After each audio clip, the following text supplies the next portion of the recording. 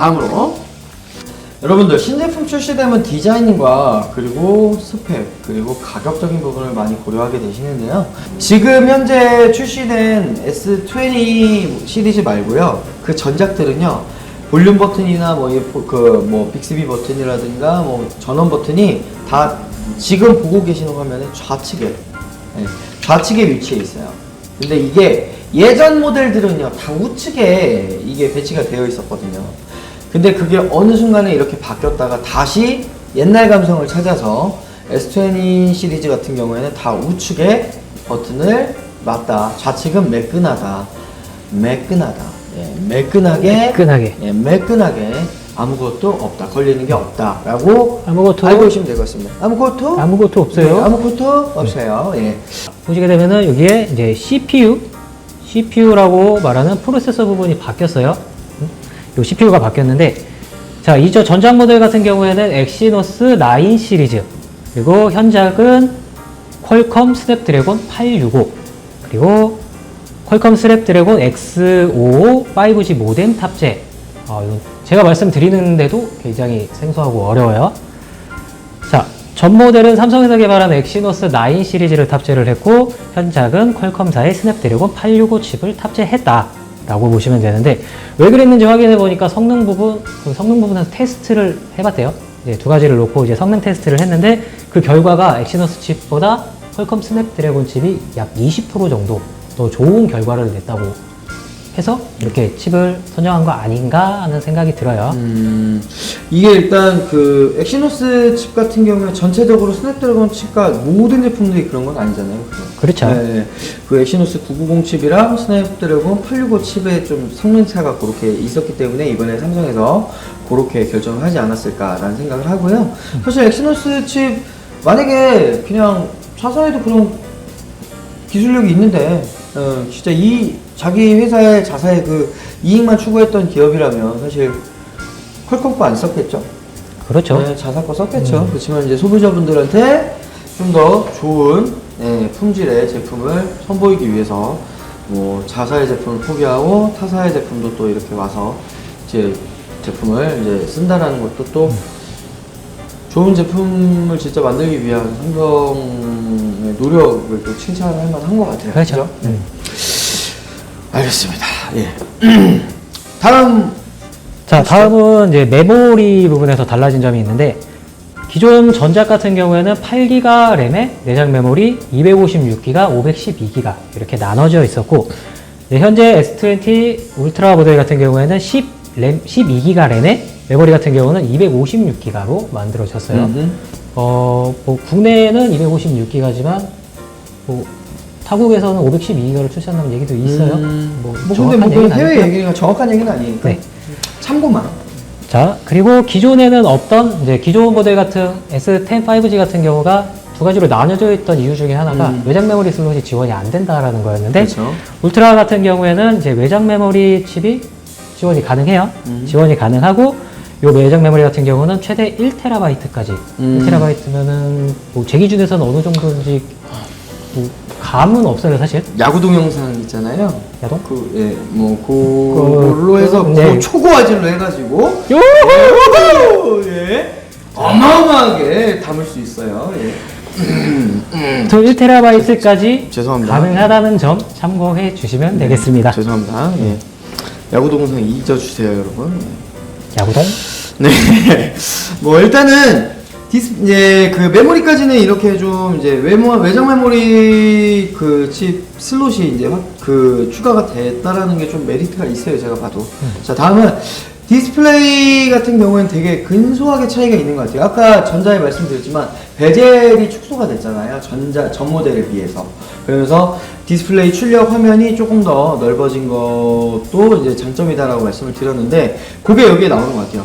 디스플레이 종류는 인피니티 디스플레이로 해서 동일하게 탑재는 됐습니다. 같은 디스플레이가 탑재가 되지만 픽셀 값이 약간 달라졌다. 이 얘기는 뭐냐? 베젤이 줄인 만큼 픽셀 값이 또 높아진 것 같아요. 전 모델 이전 그 S10 5G 모델 같은 경우에는 그 505 수치의 PPI 값을 이제 설정된 디스플레이를 사용했다. 근데 이번에는 511 PPI 값의 디스플레이를 탑재했다 라고 되어 있어요. 뭐 근소한 차이긴 하지만 그래도 이게 무시 못할 정도의 화소지 않을까라는 생각을 합니다. 네, 디스플레이는 근소하게 차이가 있는 것 같아요. 예, 인피니티 디스플레이는 동일하게 사용을 했어요. 전 모델과 동일하게. 근데 달라진 게 뭔가 하고 이렇게 살펴봤더니 픽셀 값이 약간 바뀌었다. 예. 그 갤럭시 S10 5G 모델 같은 경우에는 505 ppi의 픽셀 값을 사용을 했다면 갤럭시 갤럭시 S20 울트라 모델 같은 경우에는 511 ppi의 픽셀 값을 사용한 디스플레이가 탑재가 됐다. 이제 삼성에서 자신 있게 발표했죠. 세계 최초 8K 동영상 촬영이 가능한 삼성 갤럭시 S20 울트라. 이제 이 카메라에 대한 얘기를 한번 해볼 거예요. 네. 자, 일단 전면 카메라예요. 전면 카메라. 자, 이전 모델 같은 경우에는 앞서 설명해 드렸듯이 듀얼 렌즈. 현재는 이제 싱글 렌즈가 하나예요.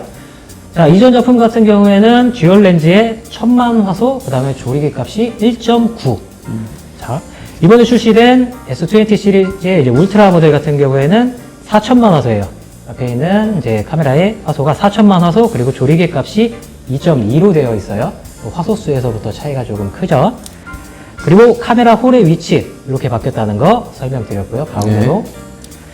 그리고 이제 앞서 설명드리긴 했는데 얼짱각도 저 같은 경우도 이제 뭐 셀카를 많이 찍는 편은 아니지만 어찌됐건 한번 찍게 되면은 저도 좀 잘 찍고 싶기 때문에 이런 거 많이 하거든요. 근데 사실 카메라 위치가 한쪽으로 쏠려 있기 때문에 내 얼굴하고 계속 이렇게 맞춰가면서 해야 되는데 맞아요. 네, 가운데 있게 되면 그게 조금 덜하지 않을까? 뭐 그런 생각을 해봅니다. 네. 자, 기본 카메라 자체가 1억 800만 원 줍니다. 네.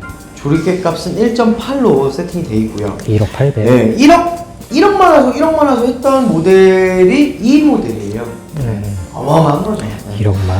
그리고 또 카메라가 또 세 개지 않습니까? 기본 카메라, 망원 카메라, 그리고 또 뭐 광각 카메라가 있는데, 자, 망원 카메라의 화소수 무려 4,800만 화소입니다. 4,800만. 예, 거기에 조리개 값은 3.5 세팅이 3.5? 되어 있고요. 광각 카메라 같은 경우는 1200만 화소예요. 조리개 값은 2.2로 세팅이 되어 있습니다. 뭐 사실 저희도 이 정보를 좀 이렇게 알아보면서 뭐 카메라 전문가는 아니다 보니까 조리개 값이 이러면 어떻게 나와 이건 솔직히 모르겠어요. 하지만 또 이런 부분들을 또 아시는 전문가가 있으시다면 댓글로 그거에 대한 정보를 또 남겨주시면 저희들이 열심히 공부를 해보도록 하겠습니다. 뭐 일단은 세팅된 화소수만 들어도요, 와, 소리가 진짜 절로 나옵니다. 근데 조금 놀랬어요, 나 지금. 좋아요 부탁드려요. 네. 자, 나 그럼 넘어가 볼까요? 네. 자, 지금까지 카메라에 대한 스펙만 설명을 드렸다고 하면은 이제 자료 화면 보시면서 설명 들으셨던 화소와 기능, 그리고 특징을 좀 더 디테일하게 보도록 할게요. 화면에 보이시는 이 모델이 울트라인데 지금 여러분들 좀 아까 큰형이 설명드렸죠. 1억만 화소라고 해서 출시 전부터 엄청난 이슈가 됐었던 울트라 모델. 자, 외국인이 직접 울트라 모델의 화면 확대 기능을 테스트 해보는 장면인데 한번 보실게요. 30 times zoom. So that tiny dot in frame that I just showed you now fills the entire screen. Let me show you where we started from. Whoa.